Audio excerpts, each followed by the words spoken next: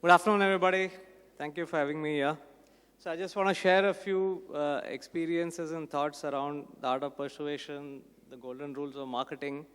And I've kind of learned this over time through paints, durables, confectionery, and a set of home improvement products. I think when we think of marketing in India, the fact of the matter is that in bulk of the categories that we market in, the principal job remains one of growing the category, one of growing consumption. And in 90% of marketing in India is about growing consumption and growing categories.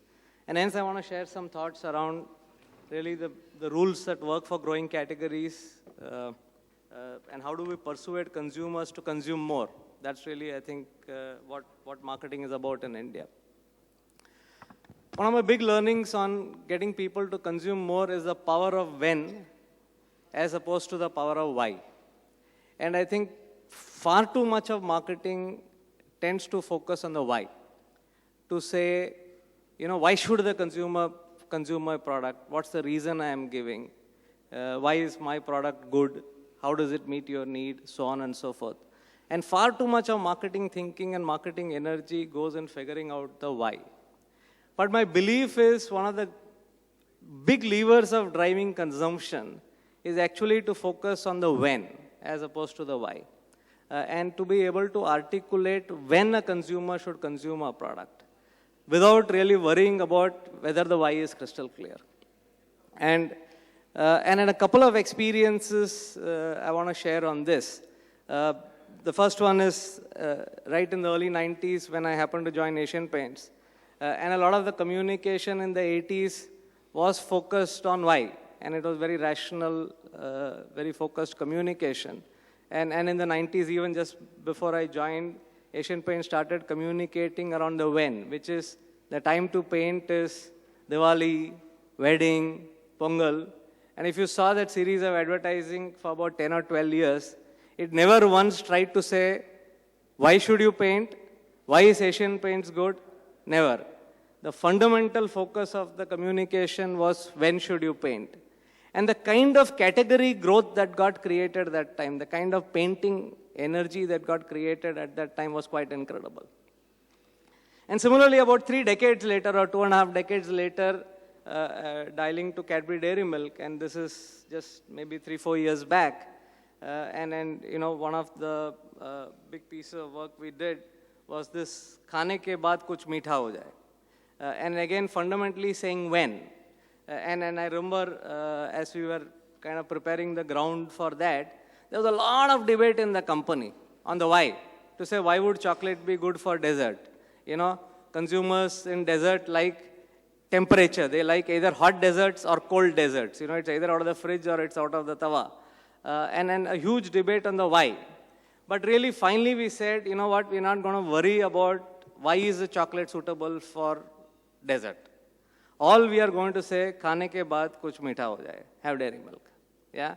And all we did was the when. And again, really tremendous category growth came as a result of really focusing on the occasion. So hence, one of my kind of golden rules or persuading consumers to consume is about saying don't over-labor the why. Sometimes why is important, but in many categories the why is not important. I think when is a very powerful way of generating consumption in categories in India. So that's really the first one I want to share.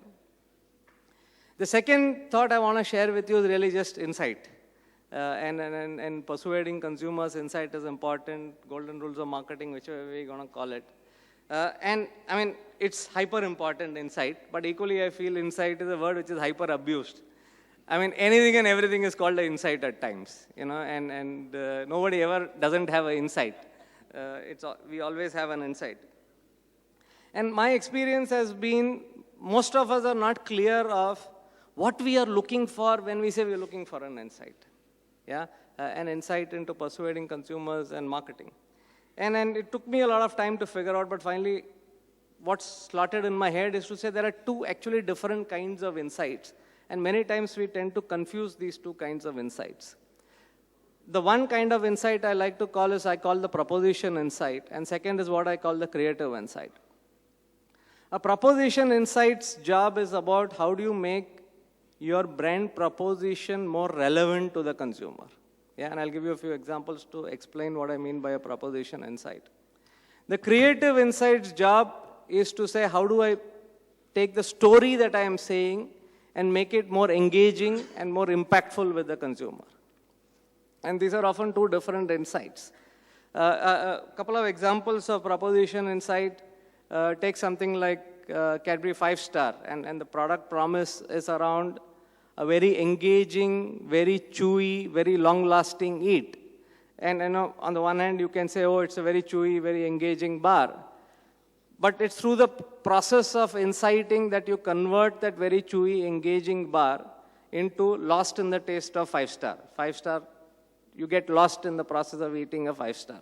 That's a concept of proposition insight. Yeah, you take the proposition of the bar and kind of convert it there. Or, again, many years back to paints, to say when we launched the exterior paint, the thinking was we have a long-lasting exterior paint, and we started with saying, Salon saal chale, kuch nahi ho, all that stuff. But then, again, inciting work and really kind of figured out how do consumers think around exterior durability. And the insight was very clear to say for the consumer, exterior durability is about the ability to last the weather. So instead of saying Salon saal chalti rahe, you say the weather-proof paint. Yeah? Now that's a proposition insight. That's what I call a proposition insight. And a creative insight is stories around life. It's like saying children nowadays are more grown up than adults. Yeah?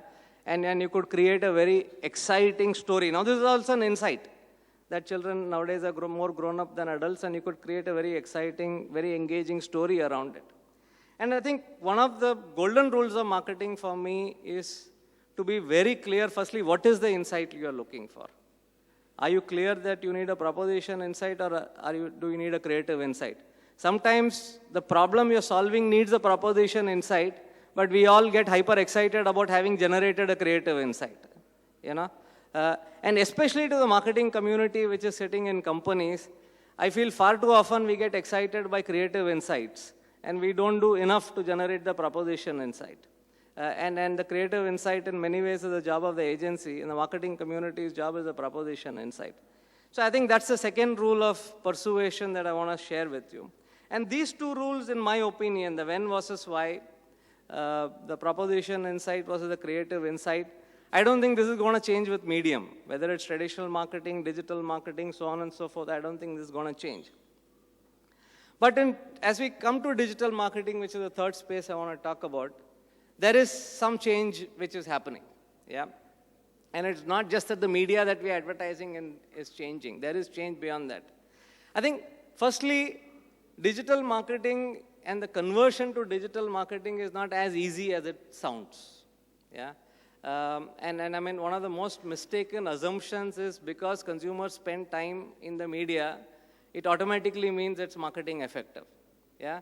So often you hear the story of saying, nowadays consumers spend 2 hours on YouTube or 2 hours on something else, so it automatically means it's marketing effective. I don't buy that assumption. I mean, by that logic, the #1 media for advertising in Bombay should be the local trains, because about half the population spends 2 hours a day in a local train, right? Now, the reason the local train is not the #1 marketing medium in Mumbai is because it's not marketing effective. Just consumers spending time in a media doesn't make it marketing effective. Yeah? To make it, so the ecosystem of media owners, advertisers, and marketing system has to figure out how to make it marketing effective. Yeah? Now, there are a couple of challenges that now the fact of the matter is consumers have migrated to the new media, but we as an ecosystem haven't figured out yet how to make it marketing effective. The consumer is there, but we don't know how to make it marketing effective. Yeah? And I think that's the challenge that we all need to collectively solve for. And I think there are 2 issues that are particularly challenging in this space. The first issue, and if I were to compare with traditional TV, and all of us have grown up creating communication for TV, I think one of the benefits of traditional TV is even passive consumption of advertising has some impact. So let's say the India-Australia test match, and there's a lovely series of Dr. Fix-It ads with Amitabh Bachchan coming there. Yeah? You're not even in the market for waterproofing or for building a house. But yet you consume that advertising in the traditional media. Yet that brand building happens in your mind in the traditional media. So there is a fair amount of passive consumption of marketing that happens in traditional media. The challenge of digital media is that passive consumption, when I'm not in the market for something, then in digital media, I don't consume any marketing for categories that I'm not in the market for. Yeah, there is the concept of impression or the concept of passive consumption, passive brand building is very weak. Yeah, and I think that's a big challenge in making that media marketing effective. And hence, one of the big challenges it throws up is targeting. Our targeting science hasn't evolved. Yeah. And our targeting science has principally evolved in figuring out who's my consumer. But our targeting science hasn't evolved to say, when is my consumer in the market for my category, and how do I target that consumer? So I think one of the big challenges we have to work as an ecosystem on digital is to figure out how to target those who are in the market for my category. And that's when digital marketing will become very effective. So those are, I think, the three headlines I want to share with you. One is really to say, focus on the power of when as opposed to why in growing consumption. Second is when you think about insight, be clear what insight you're looking for, proposition insight, creative insight. And third, around digital, around making it marketing effective. And specifically within that, really getting targeting and figuring out how to get to the consumer who's in the market for my category. Thank you.